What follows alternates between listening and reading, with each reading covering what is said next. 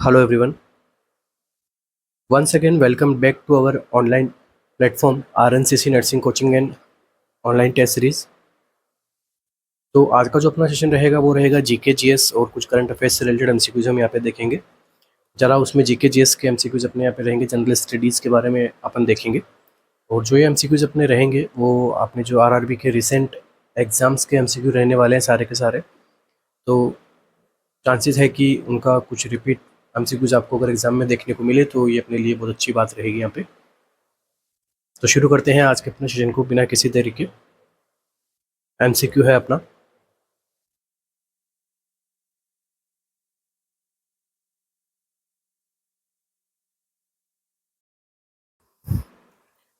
How many major styles of Chhau folk dance are there. Chhau लोक नृत्य की कितनी प्रमुख शैलियां हैं? 7, 3, 9 या फिर 5। How many major style of Chhau folk dance are there? 7, 3, 9, 5।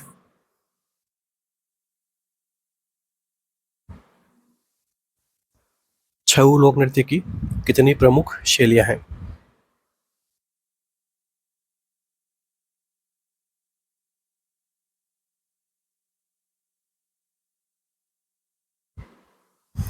और छऊ को जो है कल्चरल हेरिटेज के अंदर भी जो है इंक्लूड किया जा चुका है छऊ को।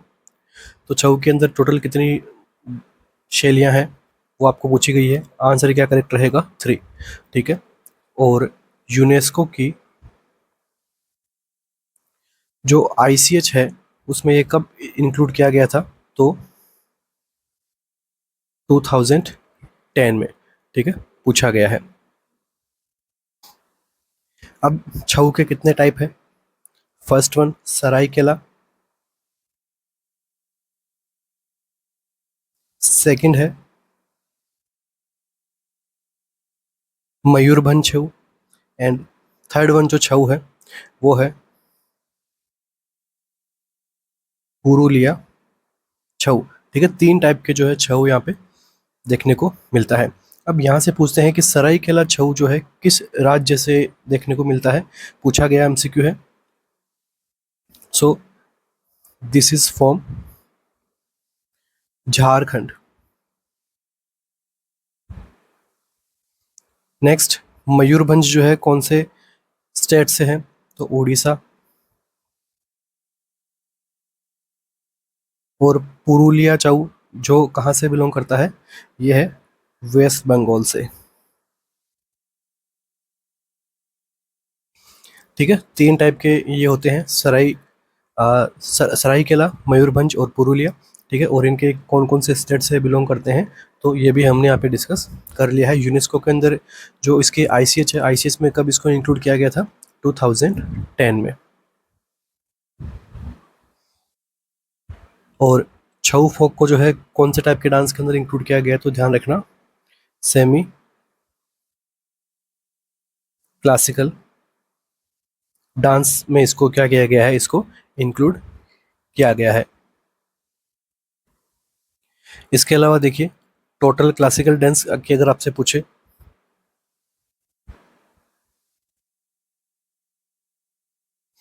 टोटल क्लासिकल डांस कितने हैं? 8। ठीक है, टोटल 8 क्लासिकल डांस है। ओके। और जो अपना कल्चरल मिनिस्ट्री जो है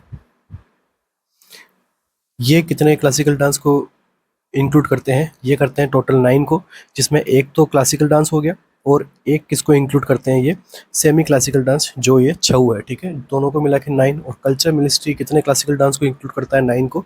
ठीक है, बट एक संगीत नाटक अकेडमी वगैरह जो है, ठीक है, वो कितने इंक्लूड करते हैं? 8 को। नेक्स्ट एमसीक्यू अपना,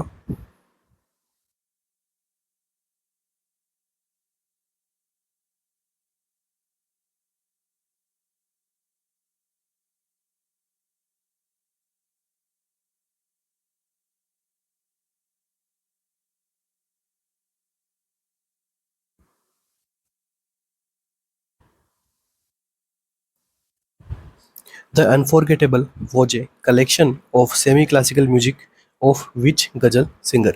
द अनफॉरगेटेबल्स किस गजल गायक के अर्थशास्त्रीय संगीत का संग्रह था? मतलब इसमें से कौन सा ऐसा गजल गायक है जो अनफॉरगेटेबल, ये जो है यहाँ पे शास्त्रीय संगीत का यहाँ पे संग्रह इन्होंने बनाया था। तो किसका ये कलेक्शन था? इसमें क्या था अनफॉरगेटेबल्स के अंदर? तो सेमी क्लासिकल म्यूजिक्स का यहाँ पे संग्रह किया गया था इसमें। मेहंदी हसन, जगजीत सिंह, मल्लिका पुखराज या फिर तलत महमूद? मेहंदी हसन, जगजीत सिंह, मल्लिका पुखराज या फिर तलत महमूद? द अनफॉरगेटेबल्स किस गजल गायक के अर्थशास्त्रीय संगीत का संग्रह था?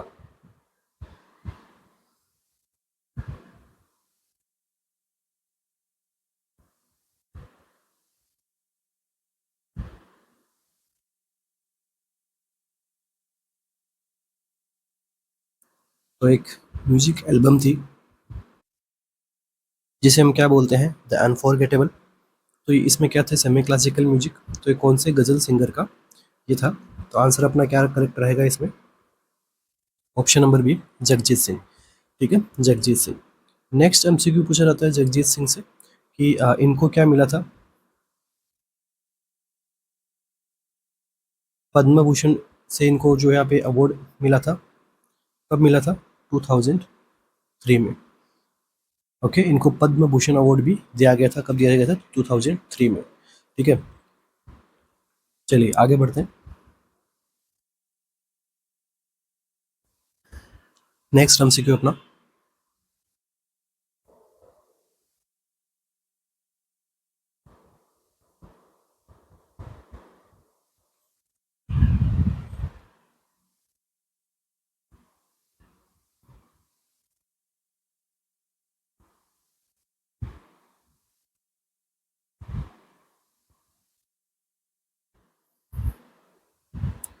Deepika Reddy is associated with which of the following classical dance style? Deepika Reddy का संबंध निम्नलिखित में से किस शास्त्रीय नृत्य शैली से है? मणिपुरी, कुचिपुड़ी, कथक या फिर सत्रिया?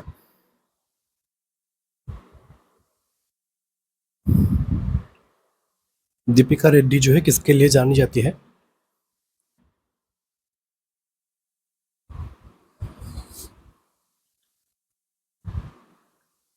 क्या आंसर रहेगा अपने यहाँ पे?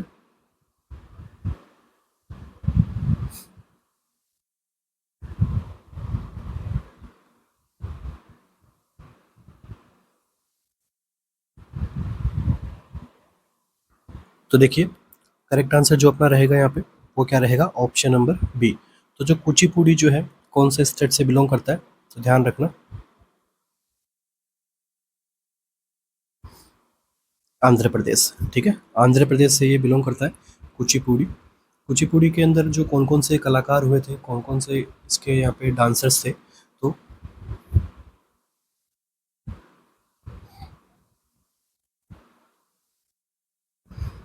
देखिए, एक है इसमें Raja Reddy, second Radha Reddy, third one Bhavna Reddy, fourth one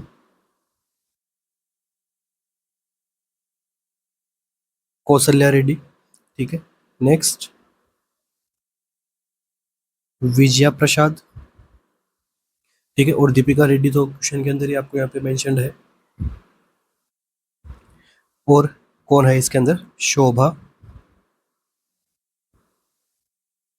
Naidu. तो ये यहाँ पे जो है फेमस कचिपुड़ी जो है यहाँ पे डांसर्स थे। ठीक है, जो आंध्र प्रदेश से क्या करते हैं, बिलोंग करते हैं। और कौन थे? हलीम खान। अब ये नाम क्यों बता रहा हूँ मैं यहाँ पे? क्योंकि नाम से अगर आपको पूछ ले कि ये किन से बिलोंग करते हैं, जैसे दीपिका रेड्डी का भी रिसेंटली पूछा गया था एग्जाम में, तो हो सकता है कि बाकी इन नेम्स के बारे में भी आपसे क्वेश्चन के अंदर जो है पूछा जाए। नेक्स्ट एमसीक्यू,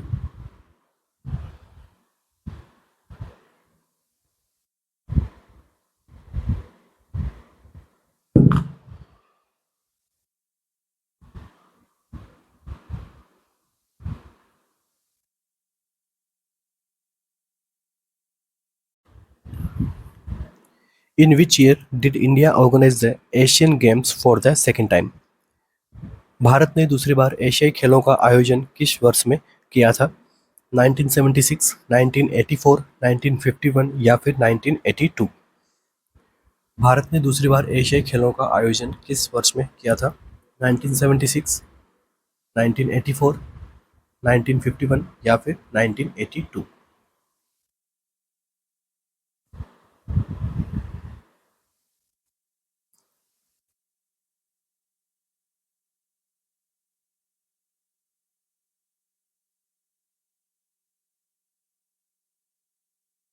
तो ध्यान रखना, सेकेंड टाइम का पूछा गया आपसे।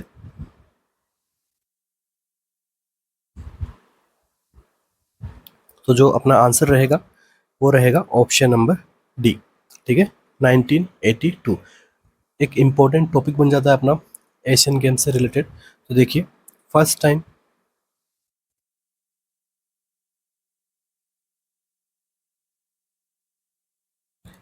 एशियन गेम कब हुआ और कहाँ हुआ? ठीक है, व्हेन एंड वेयर। तो सबसे पहले नेक्स्ट सेरेमनी जो है एशियन गेम्स की,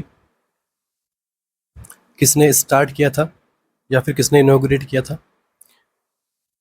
next,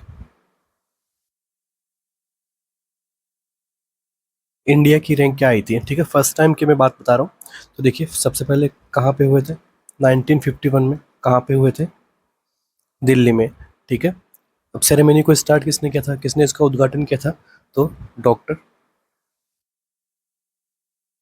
Rajendra Prasad.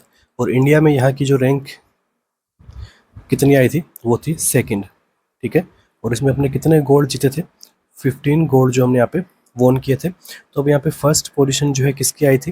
First position पे कौन था? जापान। और जापान ने यहाँ पे कितने गोल्ड लिए थे? तो 24 गोल्ड इन्होंने जो यहाँ पे वॉन किए थे। तो ये था फर्स्ट टाइम एशियन गेम्स के बारे में। सेकेंड एशियन गेम, ठीक है, सेकेंड एशियन गेम्स ये कब हुआ था? तो सेकेंड एशियन गेम हुआ था 1954। ठीक है, अब मैं इंडिया का नहीं बोल रहा हूँ यहाँ पे, सेकेंड ओवरऑल एशियन गेम्स के बारे में बात कर रहा हूँ। तो सेकेंड एशियन गेम्स हुआ था कहाँ पे? 1954। और 1954 में ये कहाँ पे हुआ था? फिलीपींस में। ठीक है, फिलीपींस में। और इन दोनों के बीच में कितने ईयर्स का गैप रहता है? 3 ईयर्स का, पहले और दूसरे में। अब ये भी एमसीक्यू पूछा गया है यहाँ पे, इसलिए हम यहाँ पे इसको डिस्कस कर रहे हैं। नेक्स्ट देखिए,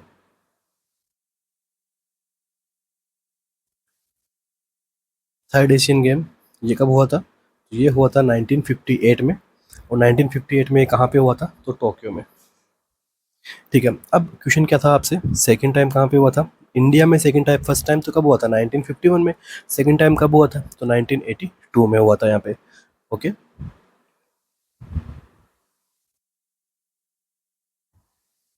तो जो ये 1982 में जो एशियन गेम हुआ था, ये जैसे सेकंड थर्ड हम पढ़ चुके हैं, तो ये वाला कौन सा था?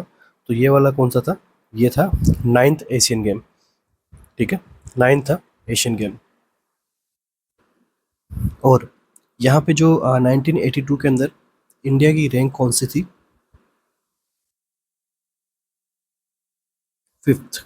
ओके, फिफ्थ रैंक आपको यहाँ पे देखने को मिली थी इंडिया की। नेक्स्ट देखिए, 2023 में के अंदर भी एशियन गेम्स हुए थे। तो ये कौन से क्रम के एशियन गेम्स थे अपने? ठीक है, तो ये जो अपना ये था 19th एडिशन। ठीक है, एशियन गेम्स का ये कौन सा था? 19th एडिशन था। इसमें जो है फर्स्ट रैंक किसके आई थी? तो चाइना की। ओके, और फोर्थ रैंक यहाँ पे किसकी आई थी? तो ध्यान रखना, इंडिया की। और अपने पास में टोटल कितने मेडल्स थे इसके अंदर? 107। ठीक है, और इसके अंदर 28 जो हमने यहाँ पे गोल्ड वोन किए थे। ओके, तो बस ये थोड़ा करंट अफेयर से भी थोड़ा सा छोटा सा टॉपिक हमने डिस्कस किया 2023 एशियन गेम्स से रिलेटेड। Next MCQ.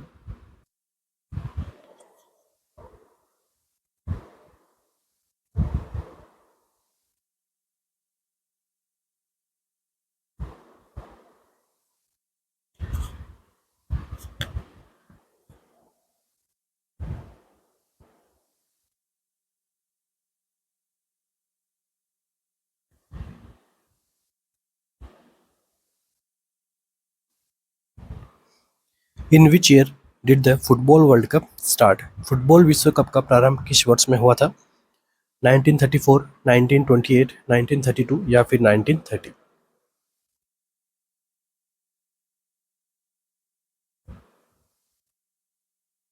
तो फुटबॉल विश्व कप का प्रारंभ किस वर्ष में हुआ था?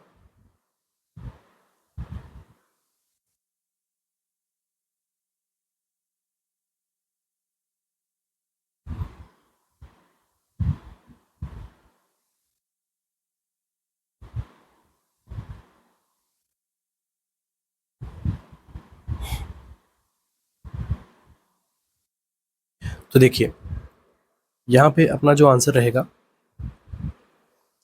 वो रहेगा ऑप्शन नंबर डी। ठीक है, 1930 के अंदर ये इसको जो है फर्स्ट टाइम स्टार्ट हुआ था। और इसको जो है होस्ट किसने किया था सबसे पहले, ध्यान रखना, उरुग्वे। ठीक है, और उरुग्वे से नेक्स्ट एमसीक्यू क्या बनता है, इसकी कैपिटल क्या है? कैपिटल है इसके अंदर मॉन्टेविडियो।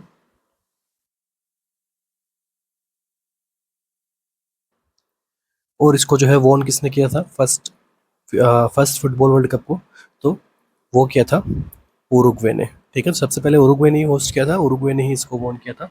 ओके, ये ध्यान में रखना। इसमें उप विजेता या फिर सेकंड कौन आया था? वो आया था अर्जेंटीना। ठीक है, नेक्स्ट देखिए 1934 में यहाँ पे क्या देखने को मिला आपको? सेकंड वर्ल्ड कप होता है यहाँ पे फुटबॉल का। और यहाँ पे ये हुआ कहाँ पे था, ध्यान रखना, इटली में। और ये इटली ने ही क्या किया था, इसको वोन किया था। ठीक है, फर्स्ट कप था 1930 और सेकंड कप था 1934।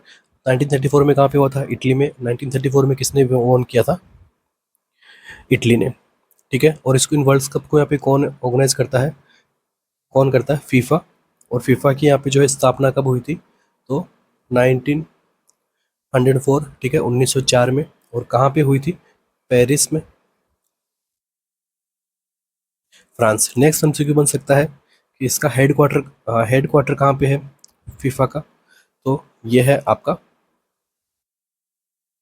स्विट्जरलैंड। स्विट्जरलैंड में भी कहाँ पे? ज्यूरिक में। ठीक है, तो ये कुछ एमसीक्यूज बनते हैं अपने फुटबॉल वर्ल्ड कप के अंदर। नेक्स्ट देखिए, फीफा को जो है ओलंपिक के अंदर कब इंक्लूड किया गया था? तो ये था 1908। ठीक है, मतलब ओलंपिक में इसको इंक्लूड किया गया था कब? 1908 में। नेक्स्ट देखिए, highest times football World Cup won, सबसे ज़्यादा कौन सी कंट्री ने वॉन बाय विच कंट्री? कौन सी कंट्री ने सबसे ज़्यादा टाइम के अंदर हाईएस्ट फुटबॉल वर्ल्ड कप जीते हैं? तो ये ध्यान रखना, ब्राज़ील ने। कितनी बार वॉन किया? Total 5 time. इसके अलावा अगर आपको पूछ ले 2022 के अंदर फीफा वर्ल्ड कप किसने वॉन किया था? तो ये किया था अर्जेंटीना ने। और ये कहाँ पे प्लेस किया गया था? तो कतर में। ठीक है, इसके अलावा नेक्स्ट एमसीक्यू जो बन सकता है वो है 2026 फुटबॉल वर्ल्ड कप, ये कहाँ पे प्लेस होगा? ठीक है, कहाँ पे इसको आयोजित किया जाएगा 2026 का? तो ये जो है किया जाएगा कनाडा, मेक्सिको और यूएसए में से ही तीनों में से कहीं एक जगह पे ये प्लेस किया जाएगा। ठीक है, ये यहाँ पे जो है सेलेक्ट हुए प्लेसेस जो 2026 में जो फुटबॉल वर्ल्ड कप होना है, FWC यहाँ पे जो अ, होना है वो इन जगह पे हो सकता है। नेक्स्ट MCQ,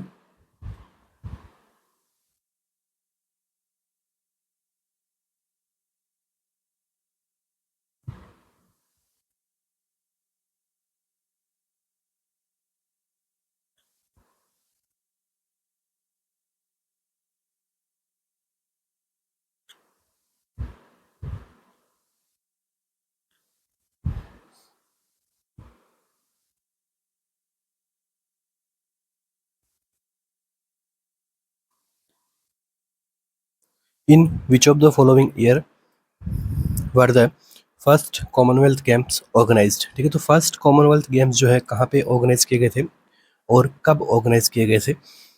ठीक है, ईयर आपको पूछा गया है 1926, 1930, 1920 या फिर 1922।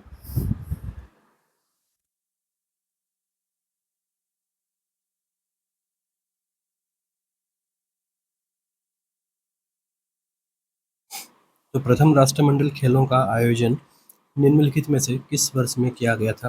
1926, 1930, 1920 या फिर 1922।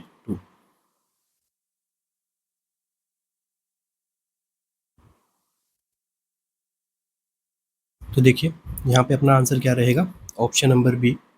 ठीक है, ऑप्शन नंबर बी 1930 में हुए थे। फर्स्ट कॉमनवेल्थ गेम कहाँ पे हुए थे?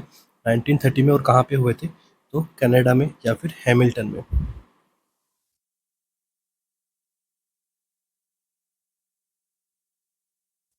ओके, सेकंड कॉमनवेल्थ गेम्स कहाँ पे प्लेस हुए थे? तो ध्यान रखना, लंदन में। ठीक है, हाईएस्ट टाइम कौन सी कंट्री के अंदर प्लेस हुए हैं कॉमनवेल्थ गेम? तो ये है ऑस्ट्रेलिया। कितने टाइम हुए? 5 टाइम्स। ठीक है, और 2030 में कॉमनवेल्थ को कितने हो जाएंगे ईयर टोटल? 100 ईयर हो जाएंगे। और 2030 में ये कहाँ पे किया जाएगा? ये किया जाएगा हैमिल्टन में। तो ये कुछ कॉमन एमसीक्यूज थे। नेक्स्ट, अगर आपको पता करना है कि इंडिया में कॉमनवेल्थ गेम्स कब हुए थे, कहाँ पे हुए थे, तो केवल एक ही बार इंडिया के अंदर प्लेस किया गया था कॉमनवेल्थ गेम। वो होता 2010 में। और वो कहाँ पे प्लेस हुआ था? न्यू दिल्ली में। ठीक है, नेक्स्ट देखो 2022 में जो कॉमनवेल्थ गेम हुआ था, CWG। ठीक है, कॉमनवेल्थ गेम, इसके अंदर आपसे पूछ ले अगर कि इंडिया की रैंक बता दीजिए हमें कि लास्ट टाइम के जो कॉमनवेल्थ गेम हुआ था उसमें इंडिया की रैंक क्या थी? ये थी फोर्थ रैंक। ठीक है, 61 मेडल्स हमने क्या किया था, वॉन किए थे, जिसके अंदर 22 अपने क्या थे, गोल्ड थे। ठीक है, बस आप गोल्ड का ध्यान रख सकते हैं अपन, हो सकता है उन बाकी के भी पूछे, बट गोल्ड ज़्यादा प्रायोरिटी पे पूछ सकते हैं आपको, जैसे 22 गोल्ड, 16 सिल्वर, 23 ब्रॉन्ज। तो इस प्रकार से हम लिख सकते हैं, बट नहीं याद हो रहा कोई बात नहीं, बस आप गोल्ड को पता रख लीजिए। ठीक है, लास्ट टाइम 22 में जो कॉमनवेल्थ गेम हुए थे उसमें जो है फोर्थ रैंक आई थी और 61 मेडल्स वॉन किए थे। और कितने उसमें से गोल्ड थे 61 में से? तो 22। सबसे पहले कहाँ पे हुआ था? हैमिल्टन में हुआ था। हैमिल्टन में कहाँ? हैमिल्टन कहाँ पे? कनाडा में। सेकंड टाइम कहाँ पे हुआ था? लंदन में। हाईएस्ट टाइम कॉमनवेल्थ गेम कहाँ पे हो रखे हैं? ऑस्ट्रेलिया में। टोटल कितने टाइम तक? 5 टाइम तक। 2030 जो कि कॉमनवेल्थ गेम्स के 100 ईयर्स हो जाएंगे इनको होते हुए। ठीक है, जैसे 1930 में स्टार्ट हुआ था, 2030 के अंदर ये 100 ईयर्स हो जाएंगे पूरे कंप्लीट। तो 100 ईयर्स में जो कॉमनवेल्थ होगा वो कहाँ पे होगा? हैमिल्टन में। हैमिल्टन अगेन वापस कनाडा। नेक्स्ट, इंडिया में कब हुआ था? तो ध्यान रखना आपको 2010 के अंदर। ओके, न्यू दिल्ली में हुआ था ये। नेक्स्ट, लास्ट कॉमनवेल्थ जो गेम हुआ था उसमें इंडिया की रैंक कितनी थी? फोर्थ रैंक थी। ठीक है, 61 मेडल जो है इंडिया ने वॉन किए थे और यहाँ पे 22 इसमें से क्या थे? गोल्ड थे। Next MCQ,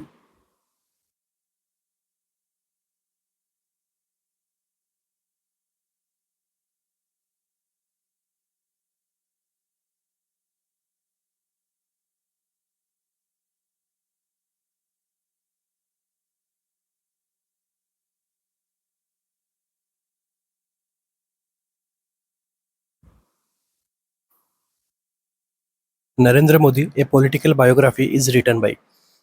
Narendra Modi a political biography किसके द्वारा लिखी गई है? पूनम सूरी, एंडी मैरिनो, दमन सिंह या फिर राघव बहल।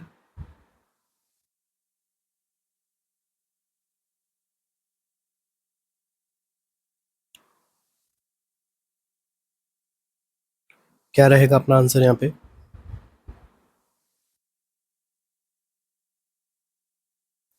Narendra Modi a political biography किसके द्वारा रिटन की गई हुई है? आंसर जो अपना यहाँ पे रहेगा वो रहेगा ऑप्शन नंबर बी। ठीक है, एंडी मैरिनो। नेक्स्ट, दमन सिंह की जो फेमस जो बुक है वो कौन सी है? 9/9। और राघव बहल की यहाँ पे बुक कौन सी है? Super century. ठीक है, ये इनकी यहाँ पे फेमस बुक रही थी राघव बहल की।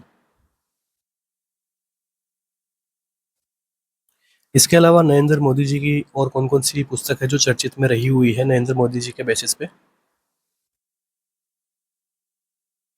वो है एग्जाम वॉरियर्स,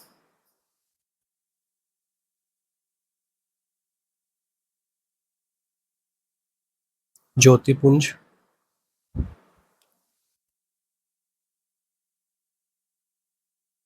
साक्षी भाव और लेटर्स टू मदर और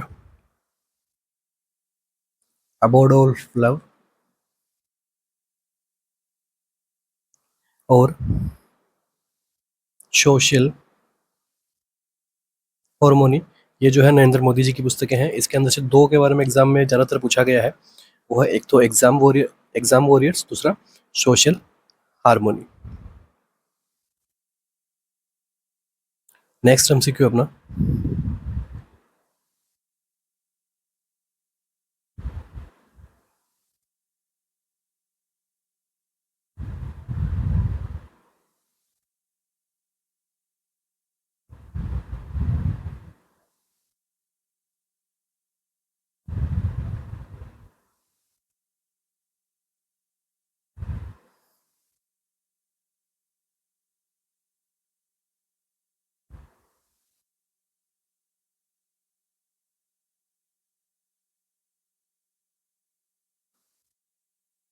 the concept of concurrent list has been adopted in the constitution of India from.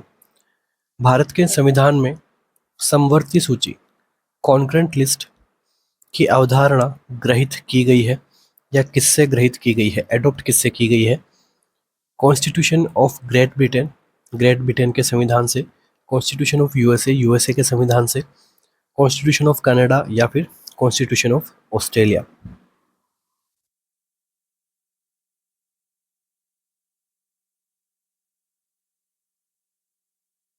Bharat के संविधान में समवर्ती सूची कॉन्करेंट लिस्ट की अवधारणा किससे ग्रहित की गई है?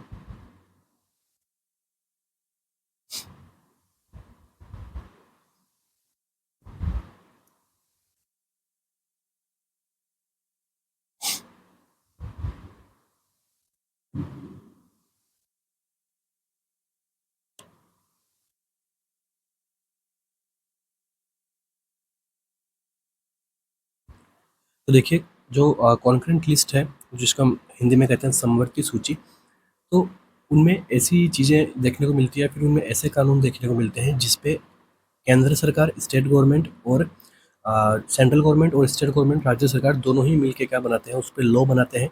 जैसे एजुकेशंस वगैरह हो गए। ठीक है, तो वो सब किस में इंक्लूड होते हैं? समवर्ती सूची के अंदर। ठीक है, तो कुछ ऐसी सूचियाँ होती है जिसमें केंद्र सरकार जो होती है अपने लॉ बनाती है। कुछ ऐसी सूचियाँ होती है जिसके ऊपर स्टेट गवर्नमेंट अपना लॉ बनाती है, बट कुछ होती है concurrent list. For example education से रिलेटेड, जो जहाँ पर केंद्र सरकार और स्टेट गवर्नमेंट जो है, सेंट्रल और स्टेट गवर्नमेंट दोनों ही मिलके यहाँ पे लॉ बनाते हैं। ठीक है, तो इनके बारे में आपसे पूछा गया है कि इनकी जो अवधारणा है, इनको जो है इनको जो यहाँ पे एडोप्टेड है वो कहाँ से किया गया है?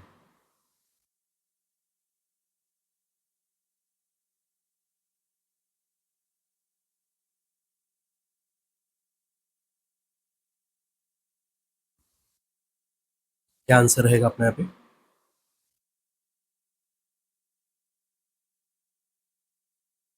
तो यहाँ पे अपना जो राइट आंसर रहेगा वो रहेगा option number D, constitution of Australia. ठीक है, कॉन्स्टिट्यूशन ऑफ ऑस्ट्रेलिया। ठीक है, और जो है अपना जो कॉन्स्टिट्यूशन है, कॉन्स्टिट्यूशन के प्रियम्बल जो है वो भी हमने कहाँ से एडॉप्ट किया हुआ है? तो वो भी यहाँ पे ऑस्ट्रेलिया के संविधान से एडॉप्ट किया गया है। और एक कंडीशन है जॉइंट मीटिंग, जिसको हम हिंदी में बोलते हैं संयुक्त बैठक, वो भी जो है ऑस्ट्रेलिया के संविधान से ही लिया गया है। और ये कौन से आर्टिकल में आपको देखने को मिलती है? आर्टिकल 108, कि लोकसभा और राज्यसभा अगर किसी बात के लिए एक सहमत नहीं होती है तो उस कंडीशन में राष्ट्रपति उनको क्या करता है कि एक जगह इकट्ठा बैठा के जॉइंट मीटिंग करके उनको उनकी बातचीत करवाते हैं। ठीक है, मीटिंग करवाते हैं। तो वो भी यहाँ पे जो है ऑस्ट्रेलिया से संविधान से लिया गया है। ठीक है, तो काफ़ी इंटरेस्टिंग चीज़ें हैं जो देखने को मिलती है अपने। नेक्स्ट देखिए, एक एमसीक्यू बनता है कॉन्स्टिट्यूशनल अमेंडमेंट। ये कौन से आर्टिकल में है? आर्टिकल 368 के संविधान में हमें कुछ भी बदलना है, कुछ भी चेंजेस करना है, तो ये कौन से कंट्री से लिया हुआ है? साउथ अफ्रीका से। ठीक है, ये मतलब अपना जो कॉन्स्टिट्यूशन है वो अलग अलग देशों से जो है यहाँ पे उनकी कुछ अच्छी नीतियों को यहाँ पे इंक्लूड करके लिया बनाया गया है। ठीक है, तो इसलिए अपन जो है एक वर्ड यूज में लेते हैं, उधार का थैला। ठीक है, अपने कॉन्स्टिट्यूशन के लिए बहुत से लोग यहाँ पे जो है उधार का थैला भी कहते हैं कि हाँ, जैसे किसी स्टेट की नीतियाँ वगैरह अच्छी है तो उनको हमने कॉन्स्टिट्यूशन के अंदर ऐड किया है। ठीक है, जैसे मैंने आपको 3 से 4 एमसीक्यू तो इसी के अंदर मैंने आपको बता दिए हैं किस प्रकार से कहाँ से क्या इंक्लूड किया गया है अपने संविधान में, इसलिए। ओके, तो अपना यहाँ पे राइट आंसर क्या रहेगा कि कॉन्करेंट लिस्ट, समवर्ती सूची को यहाँ पे कौन कहाँ से एडॉप्ट किया गया? तो कॉन्स्टिट्यूशन ऑफ ऑस्ट्रेलिया से। नेक्स्ट एमसीक्यू,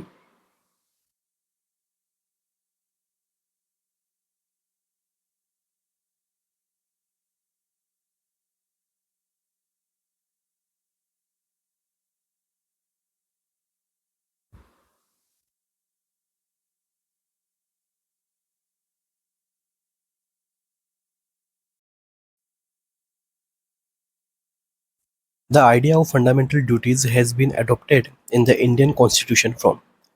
भारतीय संविधान में मौलिक कर्तव्यों का विचार किया गया है। American constitution, British constitution, constitution of Russia या फिर constitution of France?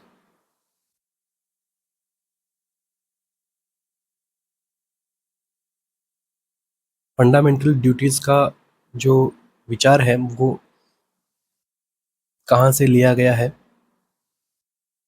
Fundamental duties में क्या आ सकते हैं? अपना एनवायरनमेंट आ सकता है, अपनी नेचर आ सकती है। ठीक है, अपनी एजुकेशंस वगैरह आ सकती है। ठीक है, हमने हमारे फ्रीडम फाइटर्स वगैरह। ठीक है, ये मतलब अपने जो कर्तव्य हैं, सपोज किसी भी एक कंट्री के जो सिटीजन्स हैं उनके क्या क्या कर्तव्य हैं, वो कर्तव्य के यहाँ पे कहाँ से एडॉप्ट किया गया है?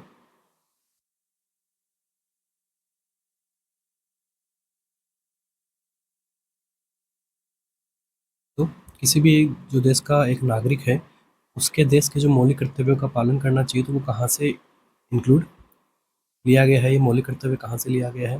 आंसर क्या रहेगा अपना यहाँ पे? ऑप्शन नंबर सी अपना क्या रहेगा? करेक्ट रहेगा। ठीक है, option number C, Russia. India का एक अच्छा अलायंस है रशिया के साथ में। तो फंडामेंटल ड्यूटीज़ को संविधान में कब इसको यहाँ पे जो है इंक्लूड किया गया था? तो ये था 14th कॉन्स्टिट्यूशनल अमेंडमेंट क्षेत्र के टाइम पे मौलिक कर्तव्य को यहाँ पे इंक्लूड किया गया था। टोटल मौलिक टोटल फंडामेंटल ड्यूटीज़ कितनी थी? ठीक है, ये कितनी थी? 10। इसको जो है इंक्लूड किया गया था 1976 में। ठीक है, और नाउ करंट जो यहाँ पे फंडामेंटल ड्यूटीज़ जो है इंक्लूड कितनी हुई थी, ठीक है, 10 तो ऐड की गई थी, और 11th जो यहाँ पे फंडामेंटल जो ड्यूटी है उसको इंक्लूड कब किया गया था, 86 सीए के अंदर इसको क्या किया गया था, ऐड किया गया था, और वो भी कब किया गया था, 2002 में, ठीक है। पहले कितने थे, 10 थे, 10 को कब इंक्लूड किया गया था, 14th कमेंडेबल अमेंडमेंट के अंदर, ओके। जो कॉन्स्टिट्यूशनल अमेंडमेंट हुआ था 42 तब ऐड किए गए थे। 11th जो कॉन्स्टिट्यूशनल अमेंडमेंट हुआ था कब, 86, वो भी कब, 2002 में, उसमें 11th नंबर यहाँ पे जो है ऐड की गई थी फंडामेंटल ड्यूटीज़ को, और ये कहाँ से ली गई है, तो कॉन्स्टिट्यूशन ऑफ रसिया से इसको जो है जो है इसको एडोप्ट किया गया है। नेक्स्ट देखिए, रशिया से और हमने क्या एडोप्ट किया है, तो देखिए 5 ईयर प्लान। 5 ईयर प्लान कहाँ से अडोप्ट किए गए हैं, तो वो है रशिया से, ठीक है। स्टालिन के बनाए हुए थे ये, ठीक है, रशिया से इसको इंक्लूड किया गया था। फ्रांस से क्या इंक्लूड किया गया है, ठीक है, फ्रांस से क्या इंक्लूड किया गया है, फ्रीडम, लिबर्टी, इक्वलिटी और फ्रीटर्निटी वर्ड्स को कहाँ से लिया गया है, ये लिए गए हैं फ्रेंच कॉन्स्टिट्यूशन से, ठीक है, या फिर जो फ्रांस की क्रांति से क्या किया था, इनको लिया गया था। Next MCQ,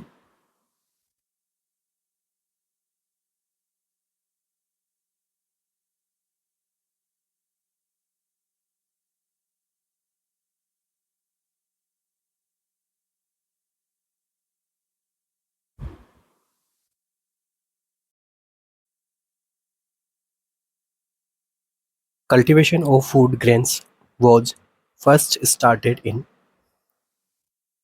Neolithic age, Mesolithic age, paleolithic age या फिर प्रोटो हिस्टोरिक एज। खाद्यान्नों की कृषि सर्वप्रथम प्रारंभ हुई थी नवपाषाण काल में, नियोलिथिक एज, मध्यपाषाण काल में, मीजोलिथिक एज, पुरापाषाण काल में, पैलियोलिथिक एज या फिर प्रोटो ऐतिहासिक काल में।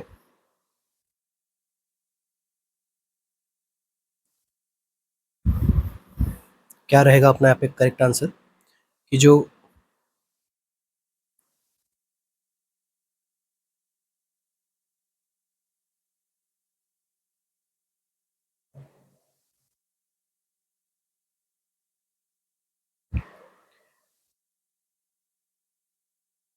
तो देखिए यहाँ पे अपना करेक्ट आंसर जो रहेगा वो रहेगा नियोलिथिक एज, ठीक है। तो खाद्यान्नों की कृषि सर्वप्रथम प्रारंभ कहाँ हुई थी, नियोलिथिक एज या फिर नवपाषाण काल में, ठीक है। यहीं पे जो है जो आदिमानव जो लोग थे उन्होंने जो पत्थर को यहाँ पे मार के जो है जो आग को जो है यहाँ पे उत्पन्न करना स्टार्ट किया था, ठीक है। और यहीं से जो इनका कल्टीवेशन शुरू हुआ था, फिर बाद में व्हील्स वगैरह बने, ठीक है। ये सब इसी टाइम के बाद में देखने को मिलता है। नेक्स्ट एमसीक्यू,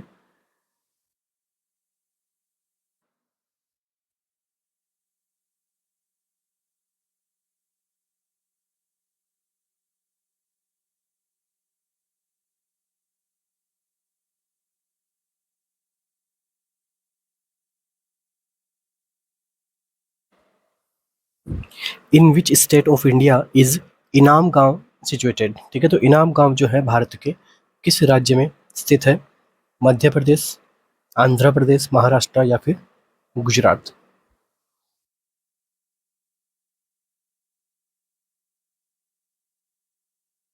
तो इससे पहले जब क्लासेस थी जीके की तो उसके अंदर हमने पढ़ा था क्या, नवटादोली वगैरह के बारे में पढ़ा था। अभी आज आपसे पूछा गया है इनाम गांव सिचुएटेड कहाँ पे है इंडिया में, तो करेक्ट आंसर अपना जो यहाँ पे क्या रहेगा, यहाँ पे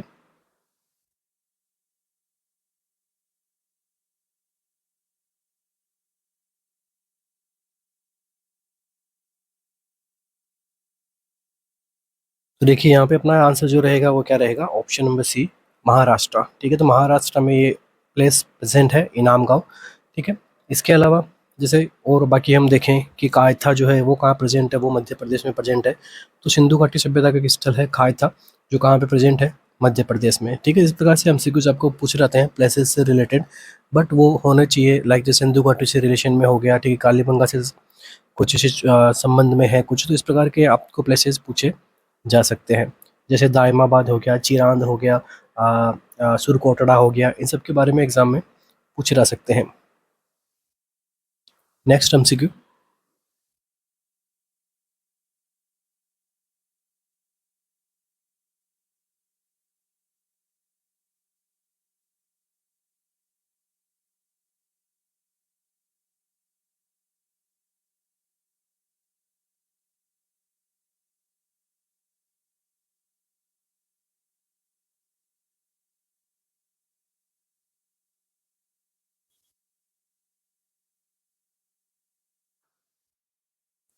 from which of the following places of Harappan civilization has evidence of water conservation been found?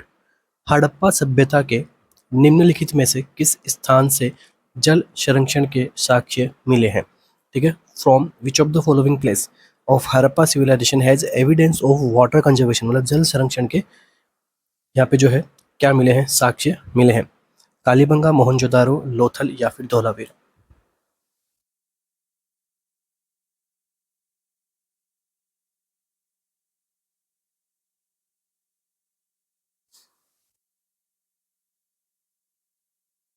तो वाटर कंजर्वेशन की जो प्रोसेस है वो 3000 से 4000 ईयर्स पहले की ये प्रोसेस, तब से ये कंटिन्यू ली जा रही है। तो हड़प्पा सभ्यता हड़प्पा सभ्यता के निम्नलिखित में से किस स्थान से जल संरक्षण के साक्ष्य मिले हैं? क्या रहेगा अपना आंसर यहाँ पे? तो देखिए यहाँ पे आंसर जो रहेगा वो क्या रहेगा, ऑप्शन नंबर डी, धोलावीरा। ठीक है, धोलावीरा। धोलावीरा जो है कहाँ पे प्रेजेंट है, तो ये भी आप ध्यान में रखना, एमसीक्यू आ सकता है एग्जाम में। गुजरात। नेक्स्ट, इसकी जो यहाँ पे डिस्कवर इसको किसने किया था, 1967 से 68 के टाइम पे इसको डिस्कवर किया गया था। किसने इसको डिस्कवर किया था, तो ध्यान में रखना, जेपी जोशी। ओके, नेक्स्ट देखिए, धोलावीरा से और हमें किसके साक्ष्य मिले थे, तो evidence of spot.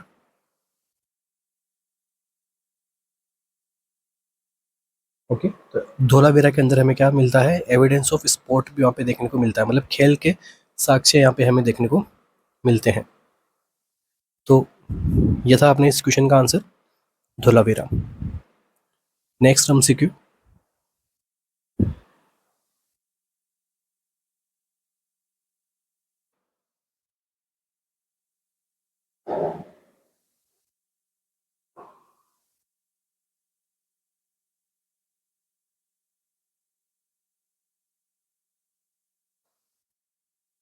The first Indus site excavated in India after independence is. स्वतंत्रता प्राप्ति के पश्चात भारत में उत्खनित प्रथम सैंधव स्थल है, रोपड़, कालीबंगा, बानवली या फिर लोथल?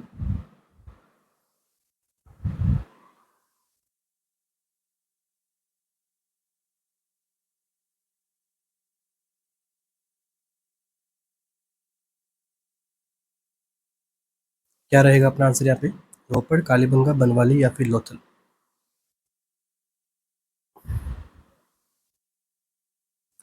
तो देखो, आफ्टर इंडिपेंडेशन इसको डिस्कवर किया गया इनमें से 1950 के अंदर।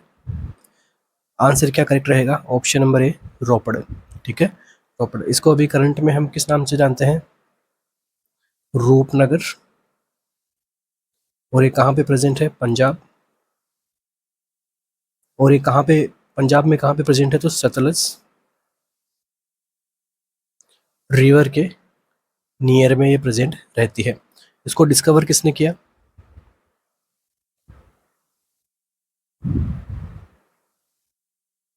बीबी लाल।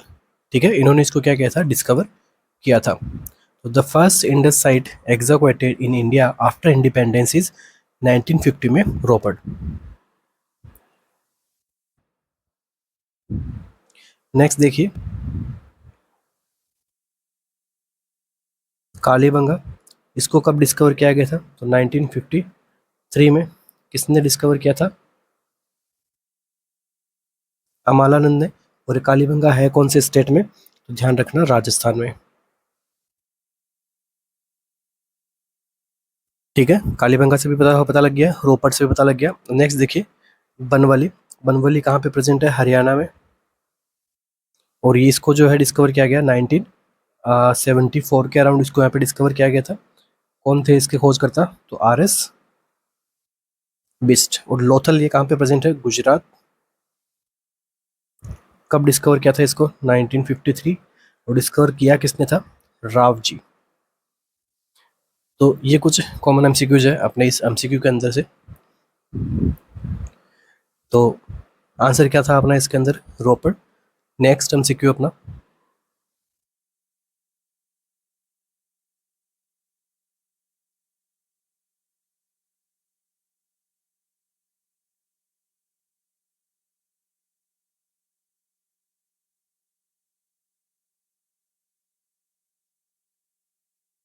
which one of the following state is not included in Seven Sisters of India? निम्न में से कौन सा एक राज्य भारत की 7 बहनों में सम्मिलित नहीं है? Meghalaya, Arunachal Pradesh, Assam, Sikkim. Seven sisters of India में इंक्लूड नहीं है।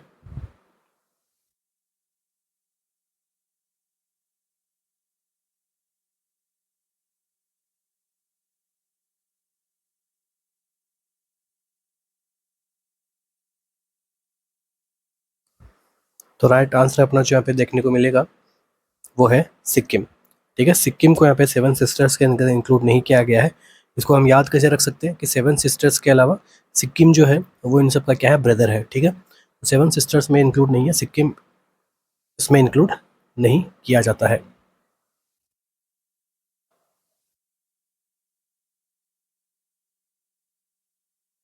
तो सेवन सिस्टर्स में क्या आएगा? मेघालय, अरुणाचल प्रदेश, असम, मणिपुर, इसके बाद में जैसे नागालैंड हो गया, मिजोरम, त्रिपुरा।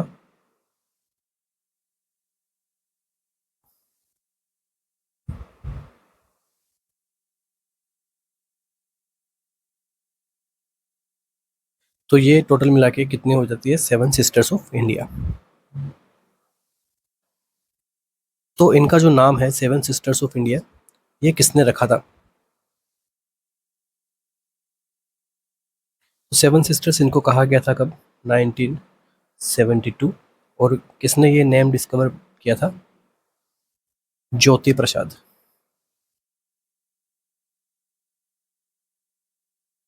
इन्होंने ही ये नाम जो है सेवन सिस्टर्स नाम दिया था। नेक्स्ट एमसीक्यू, लार्जेस्ट एरिया कौन से स्टेट का है सेवन सिस्टर में? तो ध्यान रखना, अरुणाचल। एंड स्मॉलेस्ट के बारे में पूछ ले आपसे, तो स्मॉलेस्ट में कौन आएगा? त्रिपुरा। ओके, बस कॉमन एमसीक्यू है अपना। नेक्स्ट एमसीक्यू,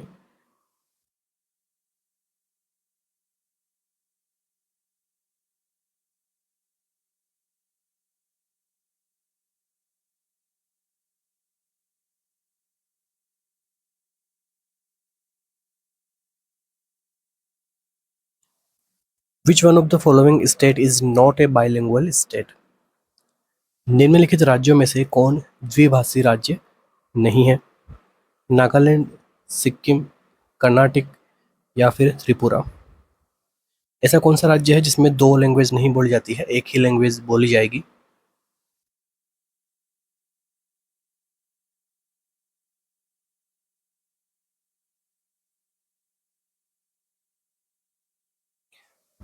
क्या आंसर रहेगा अपना यहाँ पे?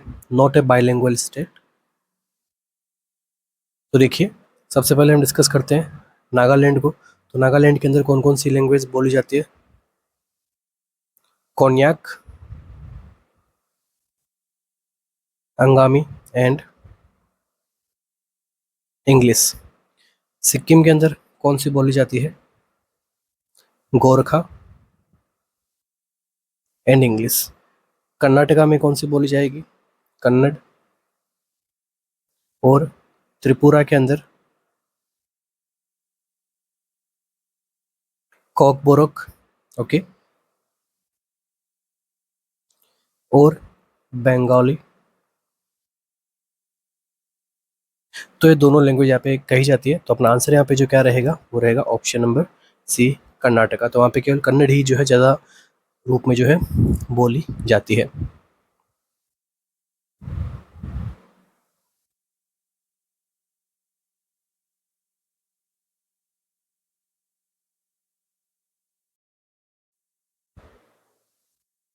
तो इसी के साथ ही आज के अपने सेशन को हम कंप्लीट करेंगे। आशा करता हूँ कि आपको जो है आज का सेशन काफ़ी अच्छा लगा हो, काफ़ी इम्पोर्टेंट अपना यहाँ पे सेशन रखने की कोशिश की है हमने। कुछ इंपॉर्टेंट एमसीक्यूज़ के साथ में डिस्कशन किया गया था। तो क्वेश्चन के साथ में जो डिस्कशन भी किया गया है वो भी आपके लिए उतना ही इंपॉर्टेंट है जितना क्वेश्चन। तो हो सकता है डिस्क्रिप्शन में से आपको यहाँ पे कुछ एमसीक्यूज़ मिल जाए एग्जाम के अंदर। तो थैंक यू सो मच बने रहने के लिए। मिलते हैं अपने नेक्स्ट सेशन में, जो कि अगेन जीके जीएस से रिलेटेड, अपना आरआरबी से रिलेटेड अपना यहाँ पे पैटर्न पे ही एमसीक्यू सेशन रहेगा। So thank you so much बने रहने के लिए। Thank you.